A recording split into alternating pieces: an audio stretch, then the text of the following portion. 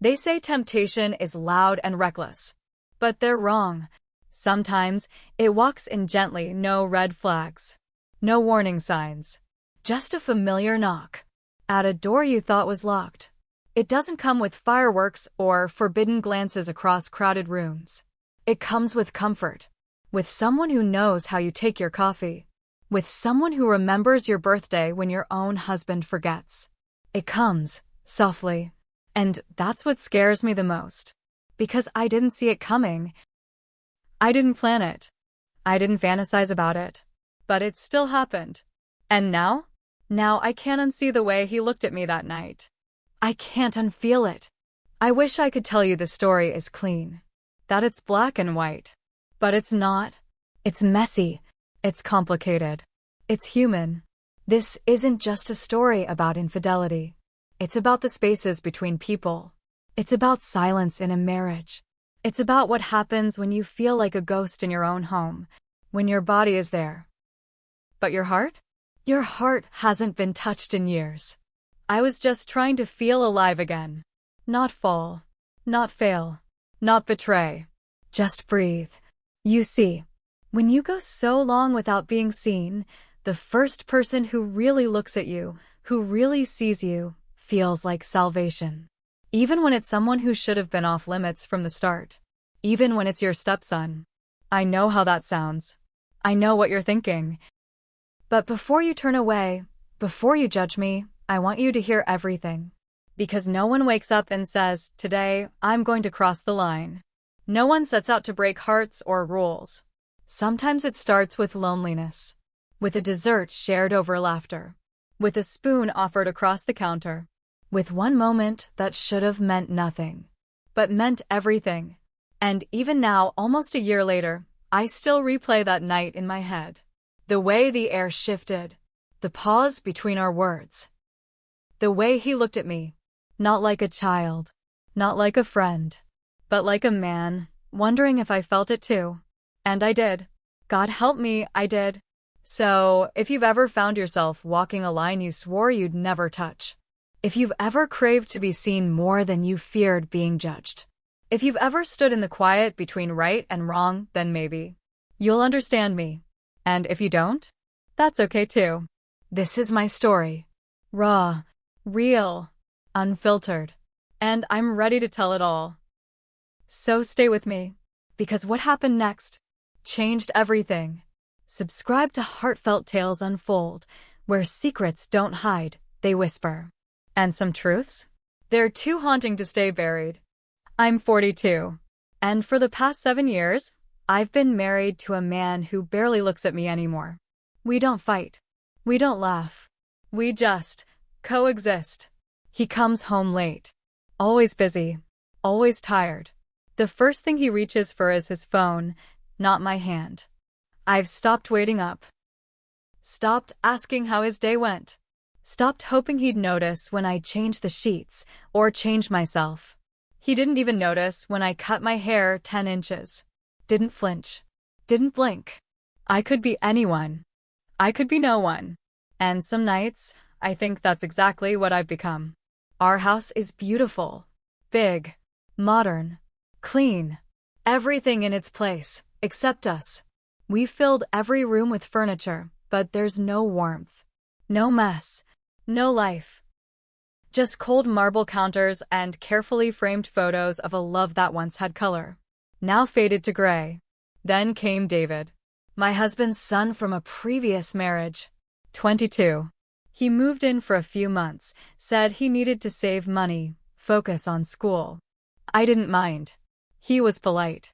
Quiet. Helpful. He kept to himself mostly. But he noticed things. Little things. He asked about my day. He complimented my cooking. He told me the scent I wore reminded him of vanilla and Sunday mornings.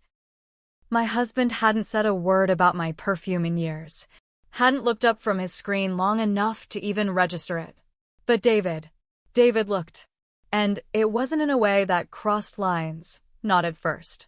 It was just human. It felt like sunlight in a room that had gone dark. I caught myself wearing that scent more often. Reaching for lip balm before I passed his door. laughing a little louder when he was around. I knew it was wrong to notice him that way. But what no one tells you is, you don't fall all at once. You drift. One look, one conversation, one small, almost invisible connection at a time. And it's not even desire at first. It's presence. It's someone asking, "Are you okay?" and actually waiting for the answer. That's what got me. Not the way he looked. Not his age. Not some wild fantasy. It was that he saw me. He listened. He noticed the way I sighed when I sat down. Asked if my back hurt. My husband never asked about my back. David did. And I wish I could say I kept my distance. That I reminded myself he was my stepson. That I never entertained a thought. But the truth? The truth is, when someone hands you water after years of thirst, you don't ask where it came from. You just drink. And that's where it started. Not with a kiss. Not with a touch. Just with someone seeing me. And me, forgetting, for a moment, who I was supposed to be. It was a Sunday afternoon. One of those slow, quiet days when the house feels too big. Too still. I'd found an old recipe card buried in a drawer, my mother's handwriting, faded at the edges. Her banana walnut bread. She used to make it every time someone needed comfort. And I guess, maybe I did. I pulled the ingredients out one by one, not expecting anyone to care. My husband was in his usual place on the couch, glued to a screen. I told him I was baking. He didn't even look up. Just mumbled, "I'm not hungry." He never is. I didn't answer. Just stirred the batter in silence. Let the smell of vanilla and cinnamon fill the kitchen. And then I heard footsteps. David walked in barefoot, hair messy, holding a half-read book in one hand. He paused at the doorway, looked at the bowl, and smiled. "Smells good," he said. I shrugged. "It's just banana bread." "Still smells good," he repeated, walking over to the island stool, sitting down like he'd done it 100 times before. He didn't ask if I needed help. He just grabbed a clean dish towel and started lining the baking tray. That small gesture, so simple, so quiet, touched something in me I didn't know was still sensitive. We moved around the kitchen like we'd done it before. Like we belonged there. I cracked a joke. Something silly, something about how my mother used to say the batter always tasted better than the bread. He looked at me, eyebrows raised. "Want to taste it before it's done?" I teased, offering him the wooden spoon. He hesitated, just for a second. Then smiled. That smile, half curious, half amused. Like he wasn't sure if I was joking or daring him. He leaned forward, licked the edge of the spoon, and laughed. She was right. The batter's better. I laughed too. But inside, I was still. Because for just a second, as he handed the spoon back, our fingers brushed. And he looked at me. Not in a way that was bold or inappropriate, but in a way that was aware. Too aware. His eyes held mine just a little longer than they should have. Not long enough to name it, but long enough to feel it. And in that tiny moment, barely more than a breath, the air in the room shifted. The kitchen, once cold and familiar, suddenly felt warmer, thicker, like something had been left open or unlocked. I looked away first, stirred the bowl again even though it didn't need stirring. He said nothing else, just sat there while I poured the batter into the tray. It was nothing. And yet, it wasn't. Something passed between us. Something silent. Something soft and dangerous. Like a thread being pulled taut. Too thin to see. Too real to ignore. That night, I told myself it was nothing. Just a moment. A look. A harmless exchange in a quiet kitchen. But my mind wouldn't let it go. I laid in bed, eyes open, staring at the ceiling while my husband slept beside me, his back turned. As always, body curled toward the wall like I didn't even exist on the other side of the bed. I listened to the silence, then to the faint hum of the hallway light, and beyond that, David's room. The soft creak of floorboards. The occasional turn of a page. He was awake too. I wondered if the moment lingered for him the way it did for me. I wondered if he was trying to shake it off just like I was. I closed my eyes and told myself to stop, to forget it. But my heart had already recorded it. That look, that brief warmth, the spoon, the brush of skin. I shifted under the covers. But nothing about that bed felt like comfort anymore. The next morning, I stood longer in front of the mirror. I didn't mean to, but I did. I brushed my hair slowly, applied lip balm twice, changed my blouse twice. Nothing too much, nothing obvious, just different. Something that said, I still care. But I told myself I was being silly. It's harmless. I just want to feel like myself again. And maybe that was true. Maybe that's all I was reaching for. But the truth, the deeper truth? I felt something, for the first time in years. Something sharp. Something alive. Not lust. Not fantasy. But presence. Like for a split second, I was back. Back in my own skin. Back in a body I hadn't recognized in a long time. Back in a version of me I thought was gone. And it wasn't really about David. It wasn't about him. It was about the version of myself I saw reflected in his eyes. She looked alive. She looked warm. She looked wanted. That scared me. Because once you see her, once you realize she's still in there, still breathing under all the dust and silence, you can't go back to pretending she doesn't matter. You can't go back to cold dinners and empty conversations. To the sound of cutlery clinking against dishes while your husband stares at a screen. To being background noise in your own life. I kept telling myself I was overreacting. That I was just lonely. That I was reading into things because I needed to feel something, anything. But the thing is, once your heart stirs, even a little, it doesn't go back to sleep. Not easily. And mine? Mine had just woken up. After that Sunday, things shifted. Not suddenly, not with any grand declaration, but with small, almost invisible steps. David started spending more time in the kitchen. He never said why. Just wandered in while I was cooking, leaned on the counter, asked questions he already knew the answers to. He watched me move like I was something worth paying attention to. And I didn't ask him to stop. He complimented my cooking, my earrings, the color of my blouse. Never in a way that felt forced or heavy, just observant. Like he noticed details no one else did. Like he wanted to. And for someone who had grown used to being unseen, that attention felt like oxygen. We started talking more. About books, childhood memories, random things. I'd tell a story, and he'd listen, really listen. Eyes on mine, no phone, no distraction. Just presence. And I laughed. God, I hadn't laughed like that in so long.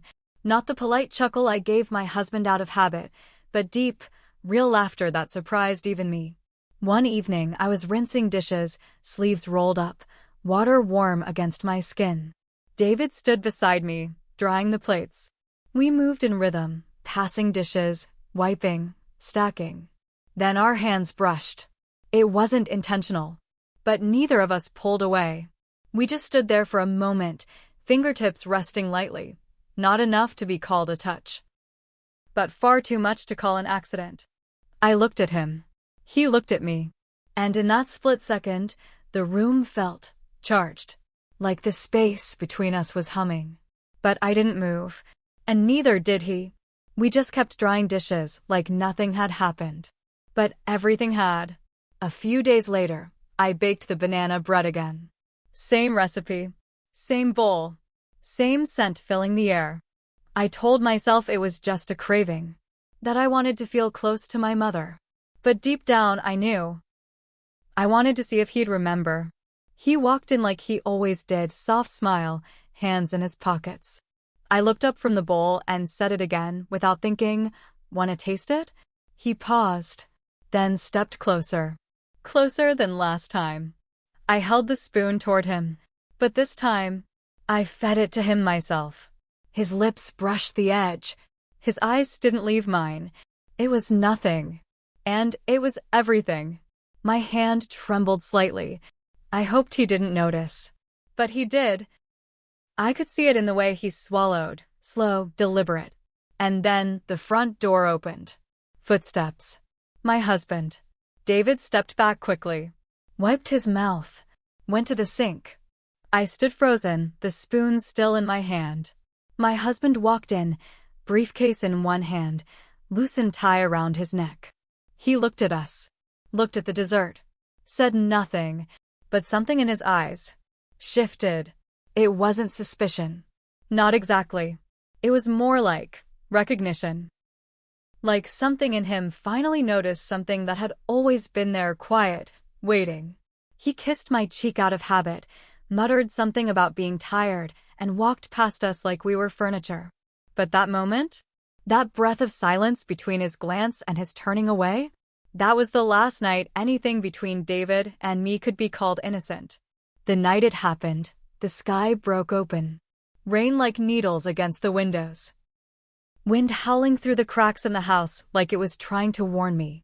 I remember the way the thunder shook the walls low, deep, like something ancient groaning awake. My husband was out of town. Another conference. Another hotel bed. He barely told me goodbye. Just a nod, a rushed sip of his suitcase, and the sound of the front door closing behind him. The house felt emptier than usual. Too big. Too hollow. Like every room echoed with things we never said. I poured myself tea. Sat on the couch.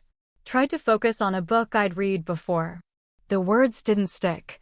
The storm made everything feel raw. And then I heard it. A sound I wasn't expecting. A scream. Short. Sharp. From down the hallway. David. I didn't think. I just moved. Bare feet on cold tiles, heart pounding harder than the thunder. His door was open a crack. I pushed it slowly. He was sitting up, drenched in sweat, breathing like he couldn't catch his own air. Eyes wild.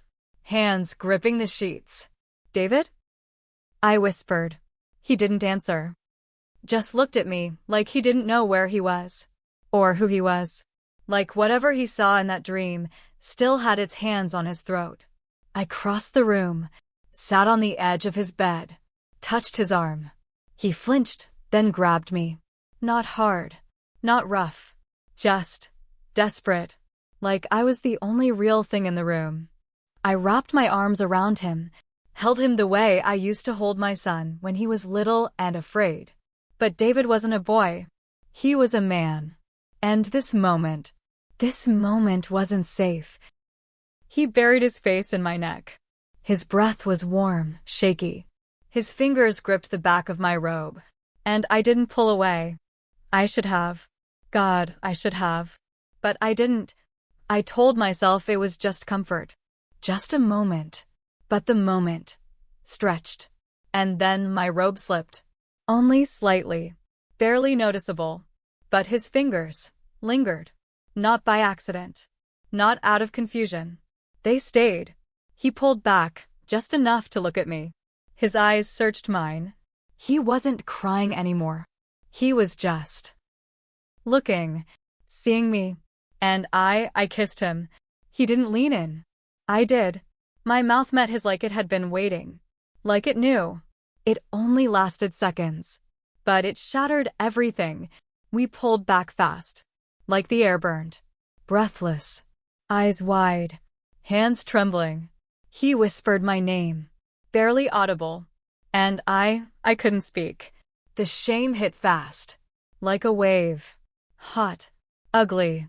All-consuming. I stood. Too quickly. Almost fell. Didn't look back. I ran down the hall like a thief. Closed my door. Locked it.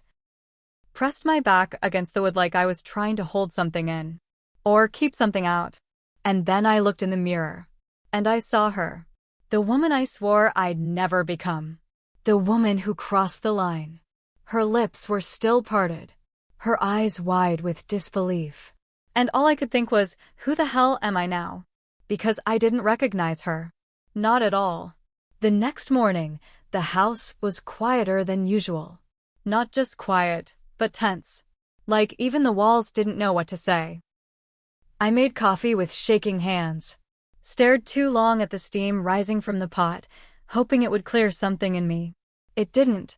David didn't come to the kitchen, didn't pass through the hallway, didn't speak. When I finally saw him, just for a second, he was by the stairs, backpack slung over one shoulder, keys in his hand. Our eyes almost met. Almost. But he looked past me, said, "I'm heading out," like it was any other day, and then he was gone. I stood there in the middle of the kitchen, holding a mug I didn't remember pouring, and everything just slowed. The guilt sat heavy on my chest.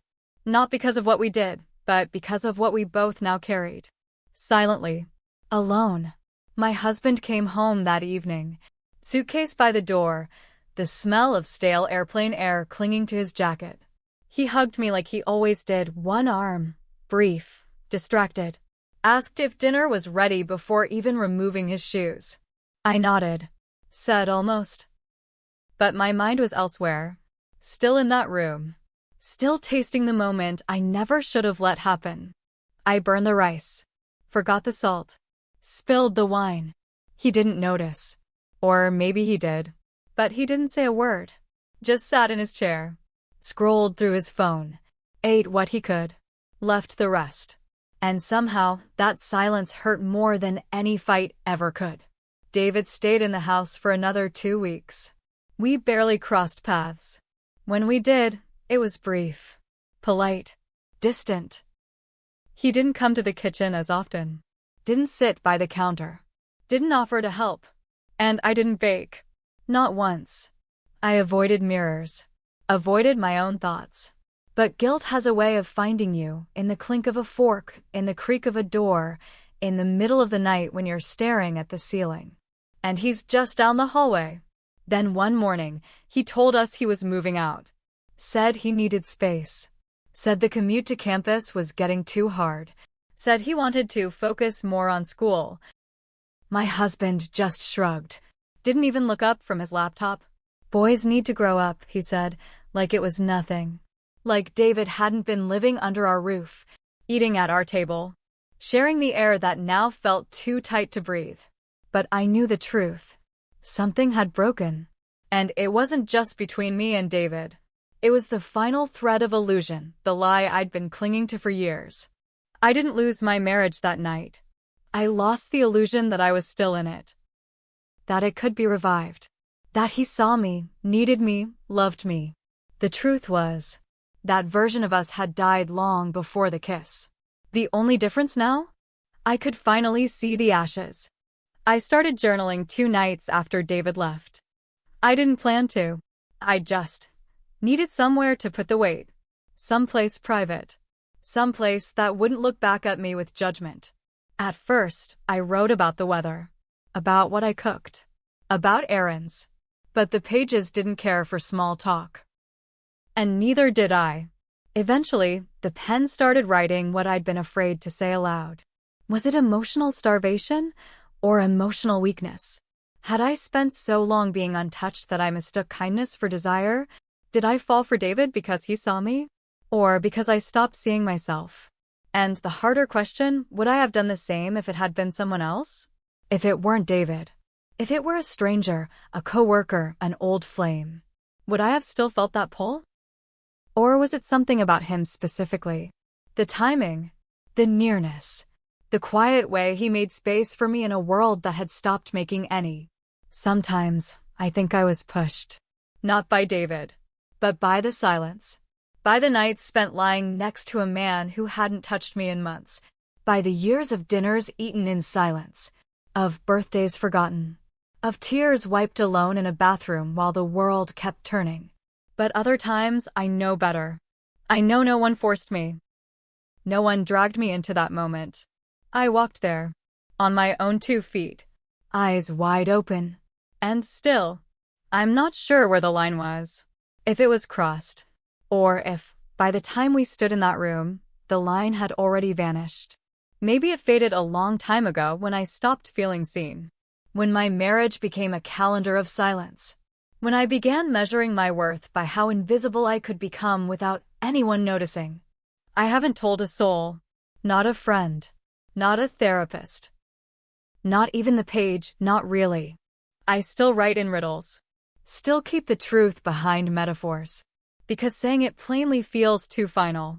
Too bare. But every time I bake that banana bread, every time the scent of cinnamon and warm sugar fills the house, I see his eyes again. The way he looked at me that night. Not with lust. Not with confusion. But with something deeper. Something like ache. Something that mirrored my own. And that's the part one can't forget. Not the kiss. Not the robe. Not even the shame. But that look. That 1 second when someone saw me so clearly, it made me question everything I thought I was. And everything I was trying so hard to pretend I wasn't. Have you ever stood in a moment that blurred every line you thought you believed in? Have you ever reached for something not because it was forbidden, but because it was the only thing that made you feel real again? I ask myself that every day. Was I wrong for craving what my marriage no longer gave? Or was I just human? Is there ever a clean way to hunger? Is there ever a safe way to be invisible and still feel alive? I don't pretend to have answers. I only have my truth. And if you've been here, if you've ever crossed a moment you swore you wouldn't, I want to hear from you. Not to be judged, not to be fixed, but to be understood. Because sometimes, the most honest parts of ourselves live in the stories we're too scared to tell. So tell yours. In the comments, in whispers, in your own way. I read every single one. No judgment here, just echoes of what we're often too afraid to say out loud. And if this story made something stir in you, a memory, a regret, a breath you didn't know you were holding, then maybe it's time to stay a little longer. Subscribe to Heartfelt Tales Unfold, where the truths we bury finally speak. Tap the bell, because the next story might not just sound familiar. It might be yours. Some betrayals don't come dressed in secrets and seduction. They come in aprons, in tired hands, in the way you keep showing up for a life that stopped showing up for you. They taste like cinnamon. And guilt. They don't scream. They whisper. They whisper in shared glances. In a spoon held too long. In the way someone's presence suddenly feels like air after a lifetime of suffocation. And the scariest part? It wasn't what happened. It was how easy it was to happen. How natural it felt to be seen. To be held. To be kissed like I hadn't faded into furniture. So, if I leave you with anything, let it be this. Be careful what parts of yourself you starve. Because hunger doesn't knock. It seeps. It waits. And it will find its way through the cracks you try to hide.